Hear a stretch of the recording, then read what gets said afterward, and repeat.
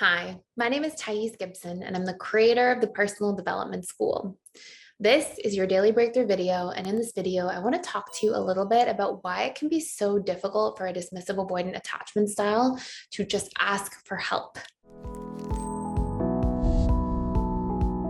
And I wanted to discuss very specifically why this can be something that doesn't just negatively impact romantic relationships, but also can impact friendships and can impact working relationships when we're feeling unavailable or uncomfortable asking for help, getting our questions answered, shaming ourselves for having questions, thinking we're supposed to know everything right away, or anything of that sort.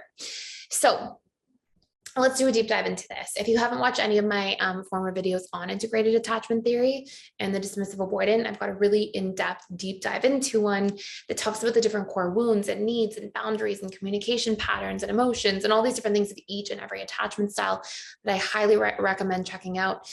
And essentially what takes place is for a dismissive avoidant in childhood, they go through some form of emotional neglect or just overt neglect in general. And whenever we have needs consistently being unmet, we actually get conditioned to think that we can't get those needs met. We sort of have a conditioned assumption or a belief that it just won't happen for us. And then we adapt and we live our lives accordingly. So I don't know if you've ever seen these videos, but there's sort of these sad videos, but you can look at them on YouTube if you're interested, of elephants, and they get tied to trees as little tiny elephants, and you'll see them sort of yanking, trying to get free from the tree. And the tree's not so big, but the elephant's a baby. And eventually what takes place is the elephant can't seem to pull away from the tree.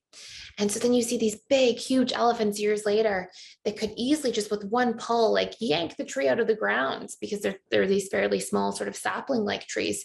But instead you'll get their trunk tied to a tree, roped up to the tree, and they won't even bother or try. And I feel like that's a really good analogy that illustrates how we can actually become with our needs, especially as dismissive avoidance.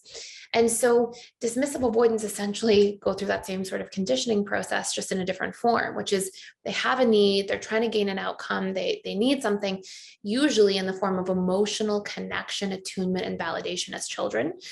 But when it goes on that it's a no for so long, eventually they just assume it will consistently be a no and they don't bother to try. So now I want you to imagine that you are a DA, or if you are a DA listening to this, and you already believe it's going to be a no, then it's going to be really, really difficult to ask. And that's one of the first major components as to why DAs may retract from really asking for help or putting themselves out there or being vulnerable. But there are more. Another big reason is that dismissive avoidants have a big wound around feeling shame.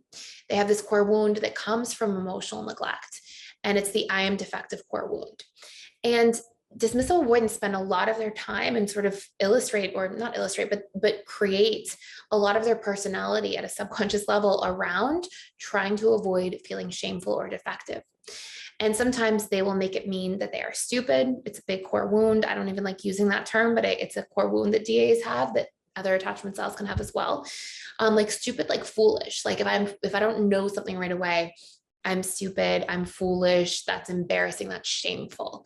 I am defective if I don't know something right away, or, if I ask for help in some way, that's shameful.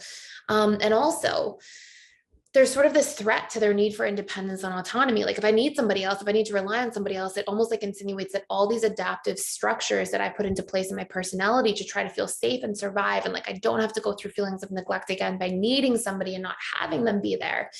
I'm trying to avoid all of that. And when I think that that's being pushed on because I realize I do need somebody, it can actually feel like an assault to my adaptive strategies, the ways I've tried to create relief for myself as a person. So this can be a huge reason.